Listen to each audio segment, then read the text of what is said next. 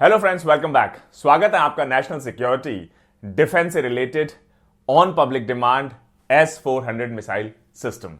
क्या है S-400 missile system की परचेज, क्या इसके इंप्लीकेशंस हो सकते हैं, और यूएस जो लगातार इंडिया पे सैंक्शंस बेसिकली लगाने की बात कह रहा है, क्या एग्जैक्टली प्रोविजंस वो हैं। S-400 मिसाइल सिस्टम की डिमांड कई लोगों ने हमारे यूट्यूब चैनल के कमेंट सेक्शन में की है और उसी पब्लिक डिमांड को देखते हुए आपके समक्ष प्रस्तुत है आज का हमारा lecture on S-400 air defence missile system. हाल ही ये टॉपिक न्यूज में क्यों बना रहा?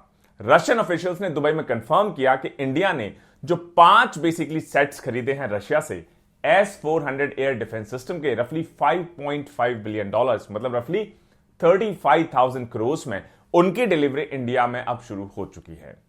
इंडिया के जो डिफेंस एस्टेब्लिशमेंट है उन्होंने भी टैसिटली बेसिकली कंफर्म किया है कि डिलीवरी शुरू हो चुकी है और जो डिलीवरी शेड्यूल है कि 2020 तक सभी यूनिट्स ऑपरेशनलाइज हो जाएंगी। ऑन ट्रैक इंडिया और रशिया उस पर चल रहे हैं। जो पहली यूनिट है उम्मीद है कि डिलीवरी के बाद इस साल के एंड तक पूरी तरह ऑपरेशनल हो जाएगी, लेकिन इसके कुछ इंप्लीकेशंस भी हैं और इंप्लीकेशंस हैं कि हमारे जो फ्रेंड्स हैं, अलाइज हैं, खासतौर से यूनाइटेड स्टेट्स ऑफ अमेरिका या यूएस, उनके मन में इस पूरे एक्विजिशन को लेके कई तरह के क्वेश्चंस हैं।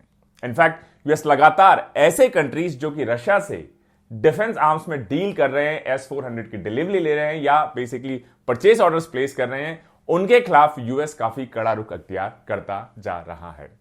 एक तरफ तो यूएस और इंडिया चाइना को काउंटर करने के लिए, बैलेंस करने के लिए, इंडो पैसिफिक को सिक्योर करने के लिए या नेट सिक्योरिटी प्रोवाइडर इमर्ज होने के वजह से दोनों कंट्रीज के बीच में डिफेंस हो, पॉलिटिकल हो, इकोनॉमिक हो, इवन सोशल हो, सभी तरह के एक्सचेंजेस लगातार अपस्विंग पर हैं। वहीं दूसरी तरफ ये S-400 एयर डिफेंस सिस्टम है, इसकी डिलीवरी को लेके, इसके डिप्लॉयमेंट को लेके, इसके परचेज को लेके दोनों के रिलेशनशिप में एक थोड़ा सा बेसिकली तनाव देखा जा रहा है। समझने की कोशिश करते हैं क्या है S-400 system. S-400 air defence system world के सबसे एडवांस्ड, सबसे पोटेंट एयर डिफेंस सिस्टम्स में से माना जाता है और जो S-400 ट्रायम्फ है ये केपेबल है कि जितने भी एरियल अटैक्स हैं, जिसमें चाहे ड्रोन्स हो, मिसाइल्स हो, रॉकेट्स हो, इवन फाइटर जेट्स हो, उनको एंगेज करके ये काफी लॉन्ग डिस्टेंस पे ही उनको न्यूट्रलाइज कर सकता है। ये जो सिस्टम है ये बेसिकली किसी पर्टिकुलर एरिया पे एक शील्ड आपको प्रोवाइड कर सकता है। Long range surface to air missile system है ये। नेटो ने इसका बड़ा अच्छा एक इंटरेस्टिंग नाम रखा है SA-21 ग्राउलर और इसको डेवलप किया है रशिया की Almas central design bureau. S-400 चाहे एयरक्राफ्ट हो, अनमैन्ड एरियल व्हीकल्स हो, क्रूज मिसाइल्स हो, इवन बैलिस्टिक मिसाइल्स तक को भी डिस्ट्रॉय करने की कैपेबिलिटी रखता है। US air force general for Indo Pacific command के एक आर्टिकल के हिसाब से यह एक ऐसा सिस्टम है जो anti access aerial denial asset है, जो बेसिकली किसी भी मिलिट्री, पॉलिटिकल, इकोनॉमिक एसेट को एरियल अटैक से काफी हद तक सिक्योर कर सकता है। हर यूनिट में 2 बैटरीज होती हैं, साथ ही साथ एक कमांड एंड कंट्रोल सिस्टम होता है, एक सर्वेलेंस रडार होता है और एक एंगेजमेंट रडार के साथ साथ 4 लॉन्च ट्रक्स भी होते हैं। रशिया 1993 से इस S-400 सिस्टम को लगातार डेवलप कर रहा है। फाइनली 1999-2000 में इसकी टेस्टिंग शुरू की रशिया ने और रशिया ने खुद के लिए इसको 2007 से ही डिप्लॉय करना शुरू कर दिया है। Washington based centre for strategic and international studies के थिंक टैंक के हिसाब से अगर रशिया के S-400 को यूएस के किसी या वेस्टर्न वर्ल्ड के किसी डिफेंस सिस्टम से कंपेयर करें तो यूएस का जो पेट्रियट मिसाइल सिस्टम है उसके मुकाबले इसको देखा जा सकता है। लेकिन पेट्रियट इंटरसेप्टर की कुछ लिमिटेशंस हैं S-400 के मुकाबले, उसी तरीके से S-400 की कुछ लिमिटेशंस है कुछ बेसिकली पेट्रियट इंटरसेप्टर्स के मुकाबले। जैसे S-400 अभी hit to kill ballistic missile defence technology deploy नहीं करता है। इस सिस्टम में कितने टाइप्स की मिसाइल होंगी? 4 डिफरेंट टाइप्स की मिसाइल। ये शॉर्ट रेंज से लेके बेसिकली वेरी लॉन्ग रेंज तक को केटर कर सकती हैं। जो शॉर्ट रेंज मिसाइल्स हैं वो अप टू 40 किलोमीटर को हिट कर सकती हैं। मीडियम रेंज मिसाइल्स रफली 120 किलोमीटर तक को हिट कर सकती हैं। लॉन्ग रेंज मिसाइल्स जिनका नाम है 48N6 वो रफली 250 किलोमीटर तक बेसिकली जाकर अटैक कर सकती हैं। और जो very long range 40N6E missiles हैं वो 400 किलोमीटर तक टारगेट को एंगेज करके उसको डिस्ट्रॉय कर सकती हैं और ये मिसाइल्स फ्लाई करती हैं रफली 180 किलोमीटर के ऑल्टीट्यूड पे। साथ ही साथ कितने सारे, क्या एक ही टारगेट को एक बार में हिट कर सकती है, न्यूट्रलाइज कर सकती हैं? नहीं। यही खूबसूरती है S-400 basically air defence system की। ये 600 किलोमीटर तक एक साथ 160 मतलब 160 डिफरेंट ऑब्जेक्ट्स को एंगेज करके, ट्रैक करके उनको न्यूट्रलाइज कर सकते हैं। अगर वो ऑब्जेक्ट्स थोड़ा पास आ गए, रफली 400 किलोमीटर्स, तो रफली 72 ऑब्जेक्ट्स को एक साथ एंगेज करके, ट्रैक करके उनको डिस्ट्रॉय करने की कैपेबिलिटी रखते हैं। किस तरीके से S-400 एयर डिफेंस सिस्टम काम करता है?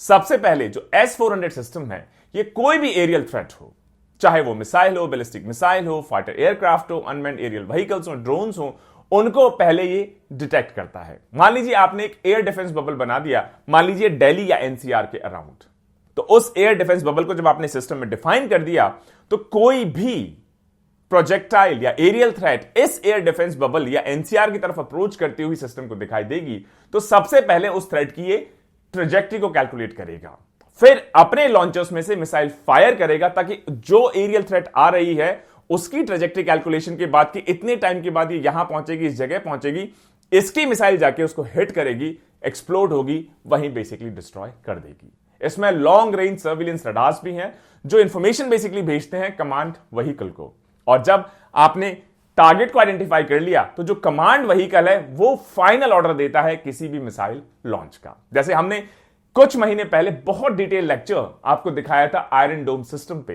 तब बेसिकली कंफ्लिक्ट चल रहा था इजराइल और गाजा के बीच में, या बेसिकली पैलेस्टाइन के बीच में। आयरन डोम सिस्टम सिर्फ 40-50 किलोमीटर की रेंज को कैटर कर सकता है, एक छोटे एरिया को कैटर कर सकता है, लेकिन जो S-400 सिस्टम है ये रफली 400 to 600 किलोमीटर दूर ही बेसिकली जो एरियल थ्रेट्स उनको न्यूट्रलाइज कर सकता है। इसका मतलब इसकी जो कैपेसिटी है ये मच लार्जर एरिया को कवर करती है, साथ ही साथ जो मच फास्टर ऑब्जेक्ट्स हैं, जैसे अगर हमने आयरन डोम सिस्टम में देखा कि वो जनरली बेसिकली प्रोटेक्ट कर रही थी रॉकेट लॉन्चर्स के खिलाफ, लेकिन फाइटर जेट्स के खिलाफ या बैलिस्टिक मिसाइल्स के खिलाफ या क्रूज मिसाइल्स के खिलाफ हो सकता है आयरन डोम इतना बेसिकली इफेक्टिव ना हो।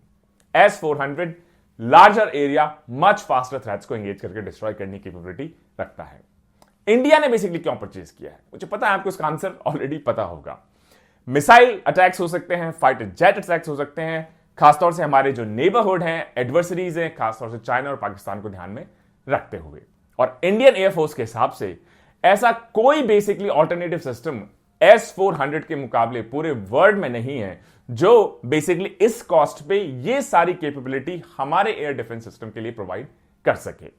एयरफोर्स का यह भी कहना है कि जो S-400 है ये जो एडवर्सरी का ऑपरेशंस हैं उनको उनके एयर स्पेस में बेसिकली फ्रीज कर सकता है। ये ऐसी कैपेबिलिटी है जो किसी भी वेस्टर्न वेपन सिस्टम में अभी एग्जिस्ट नहीं करती। मान लीजिए पाकिस्तान से अगर हमारी लड़ाई हो जाए तो उनके एयर ऑपरेशंस को उन्हीं के एयर स्पेस में S-400 बेसिकली टैकल कर सकता है, रोक सकता है, डिस्ट्रॉय कर सकता है। एक रिपोर्ट ने इसको कंपेयर करने की कोशिश की है S-400 को जो अमेरिका का M1M पेट्रियट सिस्टम है, उसमें यह भी कहा है कि एक्चुअली एंटी एयरक्राफ्ट रोल की तरफ S-400 का ज्यादा बेसिकली फोकस है। सबसे अच्छी बात यह है, अगर इसको हम कंपेयर करें पेट्रियट सिस्टम के साथ, तो S-400 सिर्फ 5 मिनट में, विद इन 5 मिनट्स आप डिप्लॉय कर सकते हैं। पेट्रियट सिस्टम को रफली 25 बेसिकली मिनट्स लगते हैं। साथ ही साथ इसकी जो स्पीड है वो रफली 4.8 किलोमीटर पर सेकंड है। पेट्रियट मिसाइल जो पेट्रियट सिस्टम की 1.38 किलोमीटर पर सेकंड, मतलब रफली 2.5 टाइम स्पीड और 1/5 टाइम में, 1/5 टाइम में ही आप उसको क्विकली बेसिकली डिप्लॉय कर सकते हैं। साथ ही साथ काफी चीपर भी है। जैसे एक जो बैटरी की कॉस्ट है S-400 की, वो रफली 500 मिलियन है। 500 मिलियन का मतलब रफली $500 मिलियन हो गया। पेट्रियट सिस्टम की $1 बिलियन, मतलब बेसिकली पेट्रियट सिस्टम के मुकाबले ये रफली हाफ बेसिकली कॉस्ट पे आता है। इंडिया के जो सिस्टम्स हैं ये कब तक डिलीवर होंगे? रशिया ने जैसा कंफर्म किया कि S-400 की बेसिकली डिलीवरी शुरू हो चुकी है और जो पहला डिवीजन है वो इस साल के एंड तक ऑपरेशनलाइज हो जाएगा। इसके अलावा इंडिया ने जो ऑर्डर प्लेस किया था पहला 5 यूनिट्स का 2018 में फॉर $5.5 बिलियन, और उस वक्त कॉन्ट्रैक्ट था कि 24 मंथ्स मतलब 2 साल के अंदर रशिया इन 5 सिस्टम्स को इंडिया को सप्लाई कर देगा। क्या इंडिया इकलौता कंट्री है जिसने रशिया से इसको परचेज किया है? नहीं, और भी बहुत सारी कंट्रीज। बेलारूस ने इसको 2007 में रिक्वेस्ट किया रशिया से और 2016 में इसकी डिलीवरी बेलारूस को मिली। अल्जीरिया ने 2014 में रिक्वेस्ट किया, पहली यूनिट 2015 में ऑपरेशनलाइज हुई। टर्की ने बेसिकली दिसंबर 2017 में इसको रिक्वेस्ट किया और जुलाई 2019 में इसकी डिलीवरी होना शुरू हो गई। इसके अलावा इजिप्ट हो, सऊदी अरेबिया हो, कतार हो, उन्होंने भी इस डिफेंस सिस्टम में इंटरेस्ट दिखाया है। इंडिया का जो कंसर्न है कि हमारे दोस्त चाइना ने ऑर्डर प्लेस किया मार्च 2014 में और इसकी डिलीवरी 2018 में होना शुरू हो चुकी है। और इनफैक्ट जो स्टैंड ऑफ रहा, जो अभी भी चल रहा है हमारे ईस्टर्न लद्दाख सेक्टर में चाइना के साथ, मई 2020 में जो बेसिकली स्टार्ट हुआ, अभी भी अनरिजॉल्व है। ऐसी रिपोर्ट्स हैं कि शायद चाइना ने उस वक्त से S-400 सिस्टम को, जो लाइन ऑफ एक्चुअल कंट्रोल है इंडिया के साथ, वहां पर डिप्लॉय किया होगा। तो यूएस को बेसिकली इस पूरे ट्रांजैक्शन से क्या प्रॉब्लम है? रशिया के बीच में, दूसरे कंट्रीज के बीच में, रशिया के बीच में, इंडिया के बीच में ट्रांजैक्शन है, तो यूएस को क्या बेसिकली इश्यू है? कई सारे रीजंस हैं। एक तो यूएस चाहता है कि इंडिया अब इसका जो ट्रेडिशनल अलाई है, हमारा पुराना दोस्त है रशिया, उसके रशियन डिफेंस सिस्टम पे जो अभी तक हमारी रिलायंस बनी हुई है उससे दूर हटे और वेस्टर्न वर्ल्ड की तरफ शिफ्ट हो। रशिया इंडिया का लार्जेस्ट डिफेंस पार्टनर रहा है इतने सारे डिकेड्स में, लेकिन अब क्योंकि जियोपॉलिटिक्स चेंज हो रही है, रीअलाइनमेंट हो रहा है, रिलेशनशिप भी चेंज होता दिखाई दे रहा है। मतलब हमारे दोस्त पाकिस्तान की क्लोजनेस चाइना और रशिया के साथ, हमारी क्लोजनेस यूएस या वेस्टर्न वर्ल्ड के साथ, ऑस्ट्रेलिया के साथ, जापान के साथ नया रीअलाइनमेंट देखा जा रहा है। तो यूएस कहता है कि अगर आप क्वाड एटसेट्रा के थ्रू यूएस के साथ आना चाह रहे हैं, वेस्टर्न वर्ल्ड के साथ आना चाह रहे हैं, तो फिर आप चाइना के अलाय रशिया किस वेपन सिस्टम्स को क्यों परचेज कर रहे हैं? जो इंपोर्ट्स है हमारे यूएस से, वो भी पिछले कुछ सालों में लगातार बढ़ते हुए दिखाई देते हैं। अगर यूएस से हम ज्यादा इंपोर्ट कर रहे हैं, मतलब बेसिकली इंपोर्ट कर रहे हैं, खरीद रहे हैं, तो रशिया से जो इंपोर्ट करते थे वो धीरे धीरे कम होते जा रहे हैं। जो Stockholm International Peace Research Institute है या सिप्री जिसको कहा जाता है, उसकी रिपोर्ट्स देख लें तो इंडिया के जो आर्म्स रिपोर्ट हैं या आर्म्स इंपोर्ट हैं 2011-15 से 2016-20, मतलब इस 5 साल के पीरियड में अप टू 2020 लगातार हमें 33% की बेसिकली कमी दिखाई देती है। रशिया अभी भी हमारा लार्जेस्ट सप्लायर है 2011-15 से लेके 2016-20 तक, और जो रशिया की डिलीवरीज हैं, लेकिन वो भी ओवरऑल हमारा जो इंपोर्ट है 33% कम हुआ, लेकिन रशिया की जो डिलीवरीज है वो 53% कम होती हुई दिखाई देती हैं। इसका जो ओवरऑल इंडिया के आर्म इंपोर्ट्स में जो शेयर था पहले 70% था, ये अब 50% से कम होकर रफली 49% पे आ गया है। मतलब इंडिया की जो डिपेंडेंस है रशिया पे वो लगातार कम होती हुई दिखाई दे रही है। इंडिया आत्मनिर्भर भारत एटसेट्रा कई सारे डिफेंस रिफॉर्म्स के थ्रू खुद कोशिश कर रहा है कि खुद के missile systems, defence equipment, defence systems को खुद डेवलप करे। साथ ही साथ कई सारे सिस्टम अब इंडिया यूएस और वेस्टर्न वर्ल्ड से खरीदना शुरू कर चुका है। यूएस 2016-20 से पहले देखें तो इंडिया का सेकंड लार्जेस्ट आर्म सप्लायर हुआ करता था, लेकिन 2020 के आसपास ऐसा लगता है कि यूएस की जो डिलीवरी है वो रफली 46% कम होके अब यूएस 2016-20 के पीरियड में 4th लार्जेस्ट आर्म सप्लायर बन गया है इंडिया के लिए।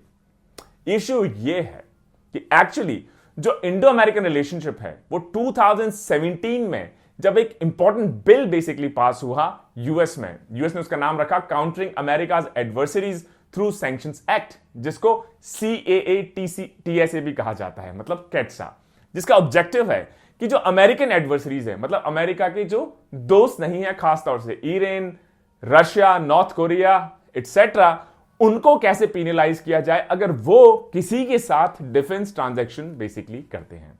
जो टाइटल 2 है इस पर्टिकुलर एक्ट का, वो डील करता है कि किस तरीके से रशियन इंटरेस्ट पे सैंक्शंस लगाए जा सकते हैं, खासतौर से उसकी डिफेंस इंडस्ट्री पे।